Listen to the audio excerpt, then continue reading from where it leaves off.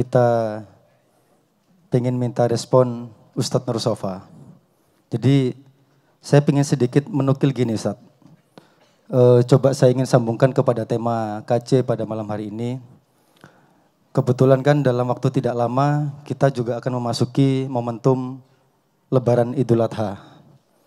Kalau dari banyak cerita yang pernah kita baca teman-teman, dari berbagai macam referensi, literatur, itu kan berawal dari peristiwa penyembelihan putra Nabi Ibrahim, kan begitu, yang bernama Nabi Ismail.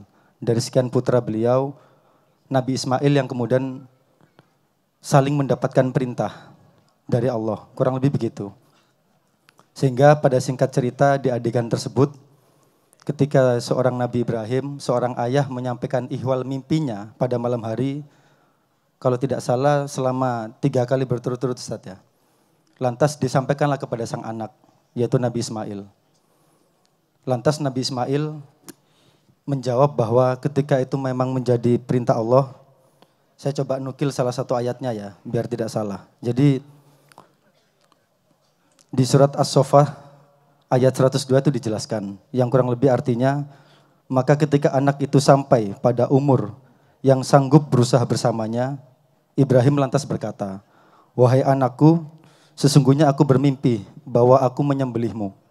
Maka pikirkanlah bagaimana pendapatmu." Lantas Nabi Ismail menjawab, "Wahai ayahku, lakukanlah apa yang diperintahkan Allah kepadamu, insya Allah engkau akan mendapatiku termasuk orang yang sabar." Saya ingin bertanya begini Ustadz, dalam fenomena ma'iyah, dalam fenomena pertemuan kita yang sudah berjalan, kalau secara utuh kita hitungnya lebih dari 30 tahun teman-teman. Mulai dari Padang Bulan, KC sendiri 24 tahun berjalan. Hampir seperempat abad pada tahun yang akan datang. Pertanyaan saya, apakah ini termasuk kategori teman-teman merelakan diri Ustaz? Kalau boleh saya tanya sebagai perwakilan dari rasa kita bersama malam hari ini. Apakah ini menjadi bagian daripada fenomena kita sedang merelakan diri untuk bersama-sama kita sembelih. Dalam tanda kutip saya bahasakan kenikmatan kita kesampingkan. Tadi Mas Tri menyampaikan di awal, harusnya kita bisa memilih tempat-tempat untuk kita bertemu di ruang yang lain. Tadi Mas Tri menyampaikan lagi, entah itu di pusat kota, SCBD, di tempat hiburan manapun itu. Tetapi ini juga menjadi anomali yang tadi juga sudah disampaikan oleh Mas Ari, bahwa barangkali ini menjadi salah satu definisi dari apa yang disebut sebagai universitas terbuka. Ini pelajaran yang sifatnya memang tidak terkooptasi pada ruang-ruang yang sempit. Kelas, dinding, meja, bangku, banyak yang bisa kita capai di sini. Saya menduga Ustadz, ini bentuk daripada kita sama-sama merelakan kita untuk kita sembelih kenikmatan kita sembelih kesempatan kita untuk bisa mengambil kenikmatan di luar, tetapi dengan sangat istiqomah, dengan sangat menikmatinya, kita merelakan kita untuk hadir bersama-sama untuk membangun forum ini. Kira-kira benar atau tidak Ustadz pendapat seperti itu? Mungkin itu pendahulu dari kami. Monggo Ustadz. Assalamualaikum warahmatullahi wabarakatuh. Bismillahirrahmanirrahim, la yasuku khaira ilallah. Bismillahirrahmanirrahim, la yasrifu su'a ilallah. Bismillahirrahmanirrahim, maka min ni'matin fa minallah. Bismillahirrahmanirrahim, la haula wa la quwata illa billah. Alhamdulillahi bi ni'matihi tatimmus shalihat. Asyhadu an la ilaha illallah wahdahu la syarikalah. Wa asyhadu anna Muhammadan abduhu wa rasuluh. Allahumma salli wa sallim wa barik ala Sayyidina Muhammadin wa ala alihi wa sahbihi ajma'in amma ba'd. Pertanyaan yang tadi ditanyakan sebelum saya jawab, barangkali saya mencoba menyambung apa yang tadi disampaikan oleh Mas Sabrang tentang waris ya. Para pewaris ya. Ini yang kalau urusan warisan Betawi paling tahu itu Pak. Ya, pernah ada seorang bapak ya, ketika sudah menjelang sakaratul maut, yaitu anaknya dipanggil satu-satu soal warisan ini. Yang pertama dipanggil si Ucup ya. Cup, nih Bapak Romannya nggak lama lagi nih bakal mati Cup ya.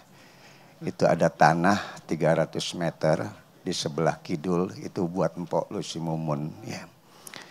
Sebelah wetan ada 200 meter itu buat abang lu Udin.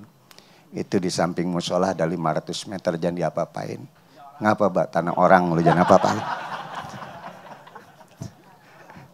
Jadi kalau urusan waris ya, bahkan pernah ketika saya ceramah itu ya, ada seorang ustadzah ya, sampai dia ngomong, apaan katanya orang Betawi kan ya, jual tanah pergi haji ya, jual tanah kawin lagi kan ya. Saya sebagai orang Betawi kesinggung juga. Ya. Ustadzah nggak boleh begitu, ngomong bawa-bawa suku. Ya, orang Betawi jual tanah lah, tanah-tanah dia nggak perlu yang puyeng ya. Makanya orang Betawi lebih berharga haji daripada tanahnya. Alhamdulillah pulang haji mabrur, nggak pulang-pulang di musola terus saja. Ya. Tanahnya udah dijual. Nah, ini sedikit aja ya kaitan tentang waris ya. Kita sudah diwarisi banyak oleh Mbah Nun ya. Bagaimana sampai hari ini ya saya respect sekali dan saya termasuk orang yang dijerumuskan di kenduri cinta. Karena 10 tahun yang lalu ya, 10 tahun saya sudah bersama dengan kenduri cinta, alhamdulillah sampai hari ini. Cuman akhir-akhir belakangan ini saya sudah mulai dibatasi oleh istri saya. Maka kalau cerita tentang korban, saya yang paling dikorbankan sama istri saya. Jam 1 mesti sudah sampai karena subuh saya harus berangkat lagi. Ya 3:30 saya harus jalan lagi. Jadi berkaitan tentang kurban tadi. Apakah kita termasuk orang-orang yang berkorban? Kita melihat apa yang terjadi pada zaman Nabi Ibrahim dengan Ismail. Tadi ayatnya sudah dibacakan. Ya ketika Nabi Ibrahim bermimpi, ya sampai 3 kali berturut-turut dia bermimpi, dia panggil anaknya tuh. Ya bunayya inni ara fil manam anni adbahuk. Wahai anakku, bahwasanya tadi malam aku bermimpi bahwa aku menyembelih kamu. Fandur madza tara. Ya, bagaimana pendapatmu nak? Dialog antara bapak dengan anak ini kan harus. Ya kita mesti paham tentang anak kita, kejadian apa terhadap anak kita itu pembelajaran dari dialog Ibrahim dengan Ismail. Dan kita juga bisa melihat bagaimana kondisi orang tua kita. Tapi yang luar biasa apa yang dijawab oleh putra kandungnya Ismail. Ya abatif al-matu'mar. Wahai ayah lakukanlah. Apa yang menjadi perintah Allah lakukan, laksanakan. Cuma 3 permintaan Ananda.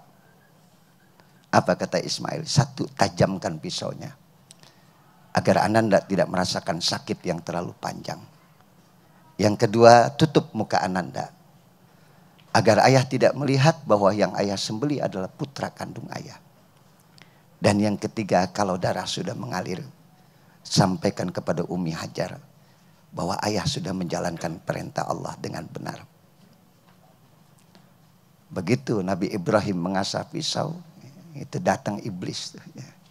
Apa kata iblis? Ibrahim, mimpimu hanya kembang tidur, jangan kau lakukan, kau akan zalim. Maka diambillah batu oleh Ibrahim. Bismillah, Allahu Akbar. Gak sanggup setan menggoda. Yang paling tinggi kekuatannya adalah bapak, dia masuk yang lebih lemah lagi. Dia masuk kepada istrinya Hajar. Nabi Ibrahim punya istri 2 ya, dari Sarah ya, lahirlah Ishak. Nanti dari Ishak punya anak Yakub. Yakub punya anak 12. Semua anaknya yang 12 punya anak 12. Kecuali 1, Yusuf. Nabi Yusuf anaknya cuma 11. Dikurangi 1 disebabkan karena dia pernah ada sir, arasa kepada Zulaiha. Kok Zulaiha cantik ya? Gara-gara itu saja dikurangin 1. Coba kalau hukuman ini berlaku buat umat Nabi Muhammad, banyak yang kagak punya anak ya. Makanya puncak kejayaan bangsa Bani Israel itu ada pada zaman Nabi Yusuf alaihissalam. Ketika Nabi Yusuf menjadi raja dan kemudian saudaranya datang ke Mesir minta bantuan. Sampai kemudian saudaranya Benyamin itu bawa baju Nabi Yusuf alaihissalam dari Mesir sampai ke Kanaan itu. Ya. Di tengah perjalanan itu luar biasanya Nabi Yakub mengatakan ini ariha Yusuf. Padahal masih ratusan kilo itu. Bahkan mungkin ribuan kilo. Apa kata Nabi Yakub? Aku sudah mencium baunya Yusuf. Subhanallah, itu ikatan antara bapak dengan anak yang luar biasa. Maka sama seperti apa yang tadi dikatakan oleh Nabi Ismail, lakukan ayah apa yang jadi perintah Allah. Tapi 3 permintaan ananda. Kuat Ibrahim ya untuk menyembelih putra kandungnya, datang setan iblis, dia tidak sanggup menggoda Ibrahim, dia masuk kepada Hajar. Hajar, kau lihat suamimu akan menyembelih putra yang kau kandung selama 9 bulan. Jangan biarkan suamimu melakukan kezaliman. Diambil batu oleh Hajar, dilempar setan tadi. Ya. Tidak sanggup menggoda ibu, dia masuk yang paling lemah, Ismail.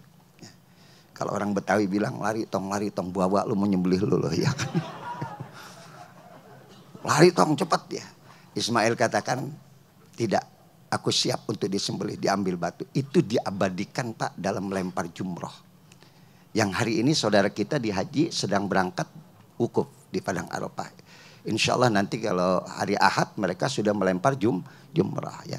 Kita hari raya Idul Fitri, mereka jumroh. Nah itu Idul Adha ya, pada saat hari raya Idul Adha mereka sedang melempar jumroh. Itu diabadikan bagaimana kekuatan dalam rumah tangga itu nggak boleh lepas. Bapak, ibu, anak. Ada bapaknya kuat, istrinya nggak kuat. Ada bapak ibu kuat, anaknya nggak kuat. Maka 3 elemen penting dalam rumah tangga yang harus kita jaga itu 3 unsur tadi. Maka oleh karena itu semua akan melahirkan warisan kepemimpinan terhadap bawahannya tadi. Anak akan menjadi pemimpin. Kullukum ra' wa kullukum mas'ulun an ra'iyati. Kalian semua adalah pemimpin. Dan semua pemimpin akan dimintai pertanggungjawaban di hadapan Allah Subhanahu wa taala. Jadi apakah kita termasuk yang berkorban? Iya. Ada satu kisah, Pak. Ada seorang guru dengan muridnya berjalan ke satu tujuan. Di tengah perjalanan rupanya sang muridnya kehausan. Dia katakan kepada gurunya, guru saya haus. Nanti di sana ada sumur, kita minum di sumur itu. Begitu sampai sumur yang dituju, sang guru mengatakan jangan minum di sini nak. Airnya kurang jernih. Nanti di sumur yang berikutnya kita minum. Airnya lebih jernih lagi. Siap guru. Sampai di sumur yang berikutnya, dia mau minum, gurunya katakan jangan di sini nak, nanti di sumur yang berikutnya. Airnya jernih, manis. Sampai di sumur yang berikutnya, baru sang guru mengatakan silakan minum. Selesai minum, apa kata sang guru? Begitulah cara menempuh dunia. Tunda kenikmatan yang bisa kau nikmati. Hari ini Anda sudah berkorban menunda kenikmatan-kenikmatan. Termasuk saya menunda kenikmatan, ngantuk banget ini Pak. Ya kan. Ya. Kita semua harus berkorban. Dan bagian dari korban itulah pada saat kita berkorban, hewan yang kita korban saat itu mengikis sifat-sifat kebinatangan yang ada pada diri kita. Setiap tahun kita berkorban. Istri kita korbankan. Bukan harus kita korbankan, kita berkorban untuk istri kita. Bagaimana istri kita supaya kuat daripada godaan setan. Nanti kita berkorban untuk anak kita. Terus nggak boleh berhenti untuk berkorban. Maka oleh karena itulah, apakah ini sama antum di sini? Ya, jamaah di sini, kurban sama. Berkorban, ada berkorban dengan sapi, nggak bisa sapi. Berkorban dengan kambing, nggak bisa berkorban dengan kambing. Perasaan. Ya, kan? Ya korban perasaan ente. Yang harusnya kita perasaan kita enak tidur, enak istirahat. Tapi di sini kita ingin mencari ilmu dari Mas Sabrang dan semua narasumber yang ada di sini. Ya. Dan ketika besok nanti hari Ahad atau hari Senin antum berkorban, disitulah kita mengikis sifat-sifat hewani yang ada pada diri kita. Sifat kebinatangan. Serakah. Saya nyari sapi ya sampai ke Caringin ya. Itu saya ngeliatin sapi makan terus. Saya bilang nih sapi makan terus. Tapi yang saya lihat yang dimakan cuma satu, rumput aja. Ini timah lu sampai dimakan, gila nggak? Ya kan.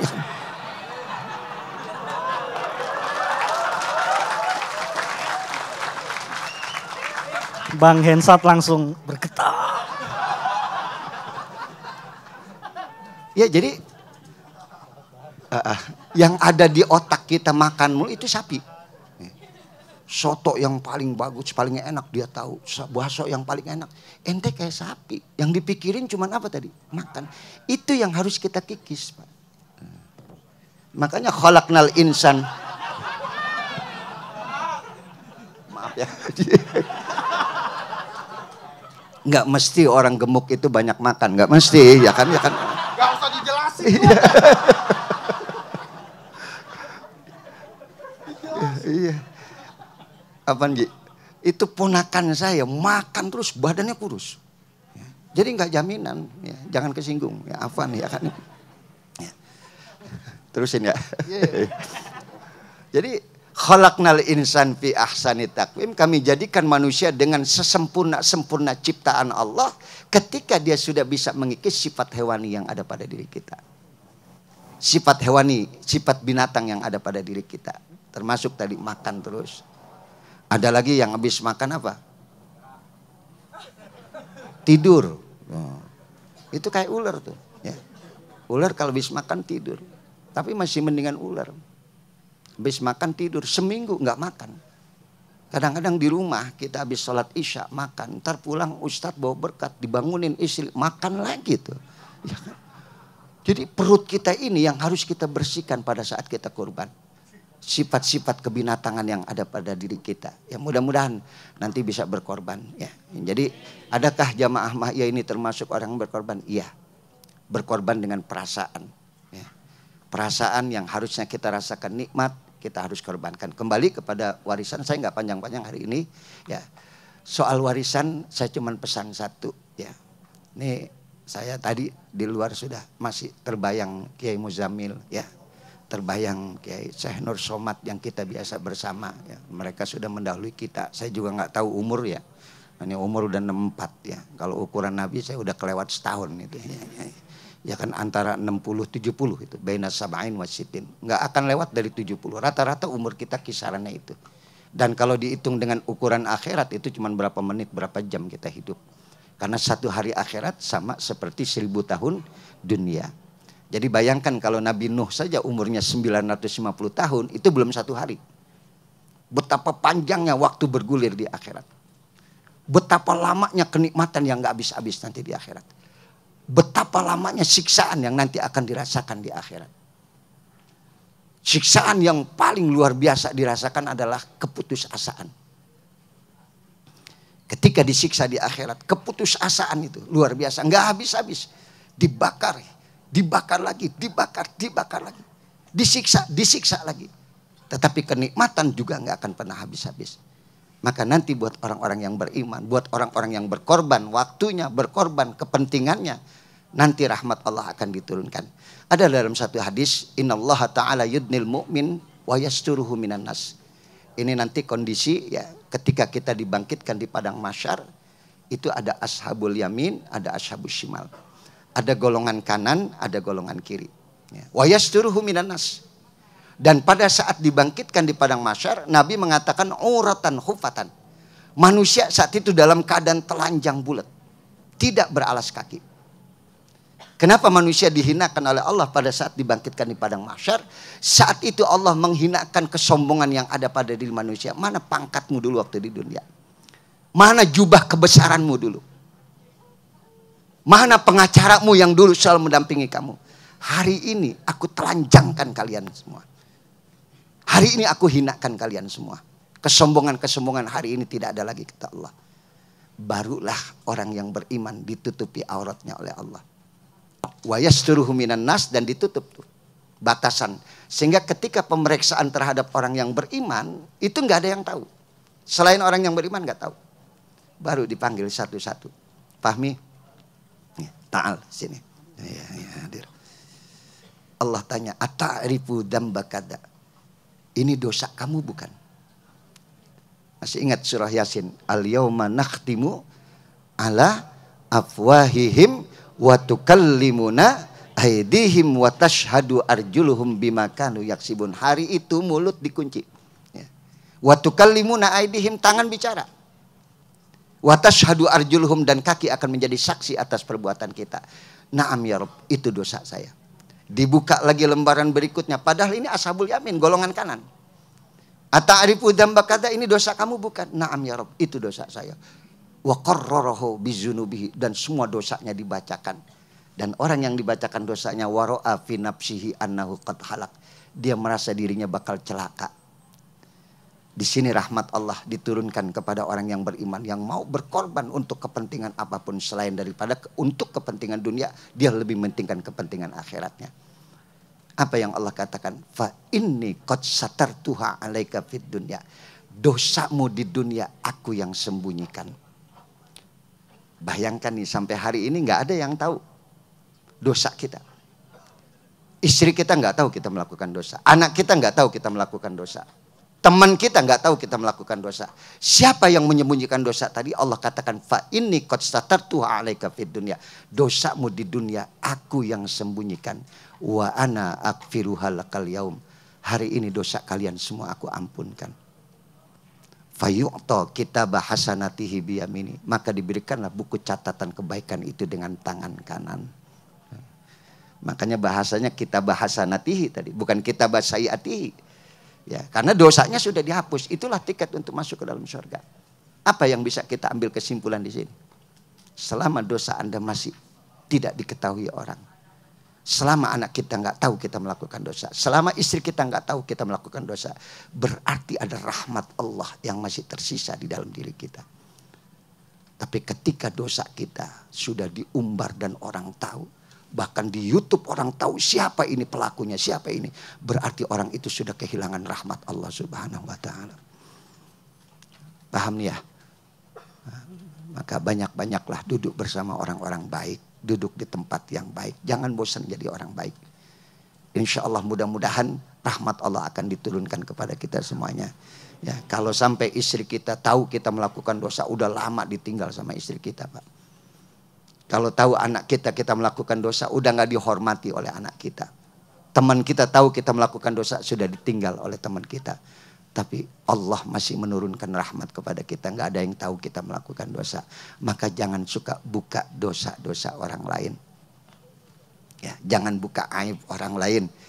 Nabi dalam hadisnya mengatakan, orang yang suka membuka kekurangan orang lain, dia akan diuji dengan dosa yang dia ceritakan tadi.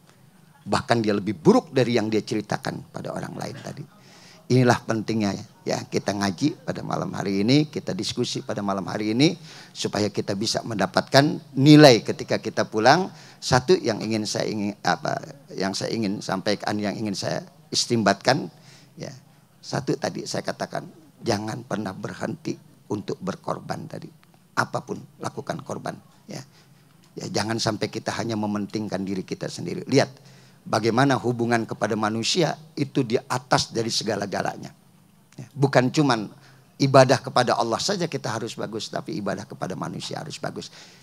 Rasakan kenikmatan ketika memberi, bukan merasakan kenikmatan ketika dikasih. Rasakan kenikmatan ketika memberi. Ya, kadang-kadang kita masih merasakan kenikmatan ketika diberi. Maka korban itu kan merasakan kenikmatan. Bagaimana orang yang setiap tahun ya nggak pernah merasakan daging. Ya, ini kadang-kadang kurang perasaannya itu. Kalau dikasih daging pakai nanya, ini kambing apa sapi? Ya kan, ya kan? Ya kan? Udah dikasih bukan syukur baru nanya lagi. Ya, rasakan kenikmatan. Ya, mudah-mudahan sedikit yang saya sampaikan pada malam hari ini, karena kebetulan saya juga agak kurang fit ya. Mudah-mudahan manfaat buat semuanya. Amin ya rabbal alamin. Ada yang ditanyakan? Khamsud daqaiq. Khamsud daqaiq. Paham ente? 5 menit lagi katanya. Nah, menjadi Mas Ian yatakalam fil lughah al-injiliziyah. Ya. Wa kana Muhammadun naiman fi firasihi wa sa'atu asrun wa lailatu kulluhu dhulamun wa bardun. Hum la yafhamun. La Ustaz. Bismillah Ustaz. Menjadi Mas Ian yatakalam fil lughah al-injiliziyah anil ma'iyah anil kenduri cinta wa hadza ana urid antum antakalam anis syahadah an kenduri cinta an ma'iyah aidon an bahnun litadkiroh lahum lana wa kana dzalika litadkiroh li asyabab li yaumil ghad. Fadl Ustaz. Ya. Nabi mengatakan ahibbal Arab li salasin. Cintailah yang berbau Arab karena 3 nih. Maaf Mas Ian ya. Ya kan. Ya, Nabi katakan cintailah yang berbau Arab karena 3. Kan banyak orang yang benci orang Arab. Ya kan? Kenapa kita mesti cinta dengan yang berbau Arab? Karena kata Nabi, li'anni Arabiyun. Suka atau tidak suka, ente mesti ngakuin Muhammad dari bangsa Arab. Yang kedua, wal kalam wal Quran bil lughatil Arabiyah. Quran itu dengan bahasa Arab. Ente mau robah nggak bisa. Ente harus cinta kepada Quran yang dengan bahasa Arab. Yang ketiga, wal kalam bil jannah bil lughatil Arabiyah. Nanti di surga orang berbicara dengan bahasa Arab. Gak ada. Ntar dulu ente jangan nanya ya kan. Ntar dulu, tenang dulu ya kan. Nafsu amat sih ya, tenang aja. Tenang dulu. Kan ada yang nanya, Ustadz gimana saya belum bisa bahasa Arab. Lalu masuk surga aja belum tentu mikirin bahasa Arab ya kan.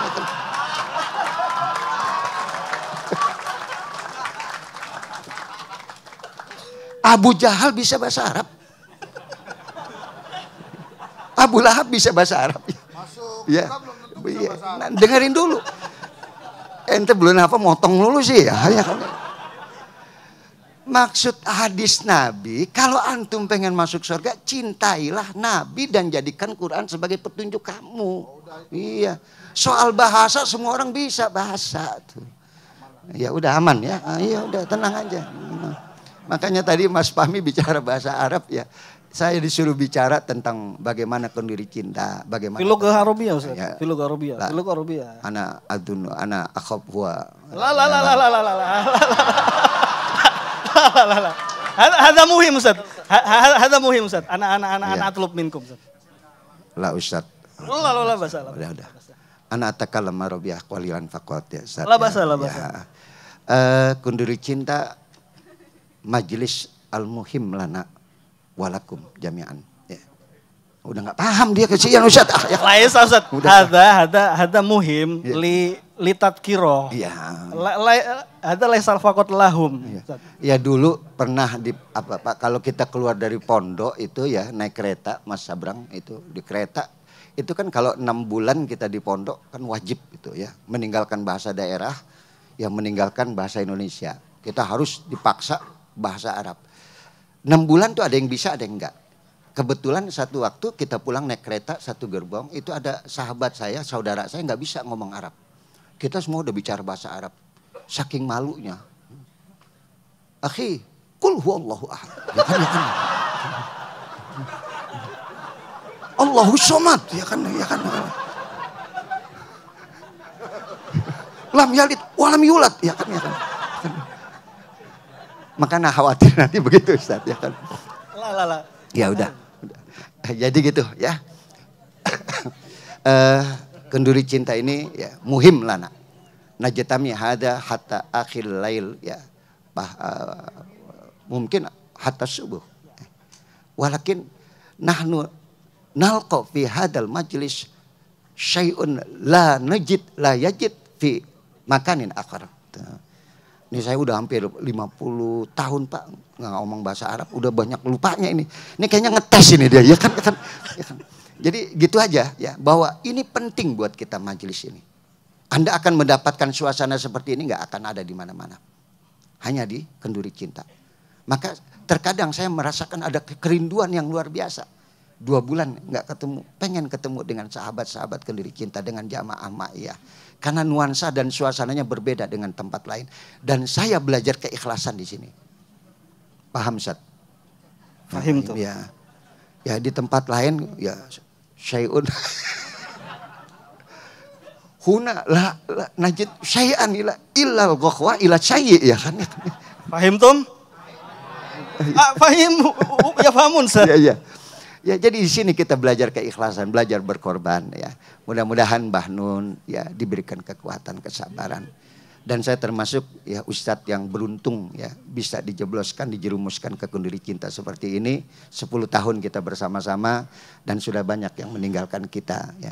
Teringat bagaimana ilmu-ilmu yang disampaikan oleh Syekh Nur Samad Kamba, ilmu yang disampaikan oleh Kiai Mudamil, coba dipegang, dibawa terus. Ya, jadikanlah itu menjadi pegangan tuntunan dalam hidup kita semuanya. Ya, jangan berhenti sekali lagi menjadi orang baik. Jangan berhenti untuk duduk bersama orang-orang baik. Jangan berhenti ada di tempat yang baik. 1, kenapa Masjidil Haram nilainya 100.000 kali pahalanya. Kenapa di masjid yang lain beda? 14 abad, 24 tahun kita bersama-sama. 14 abad itu tanah haram tidak pernah berhenti untuk ditawaf.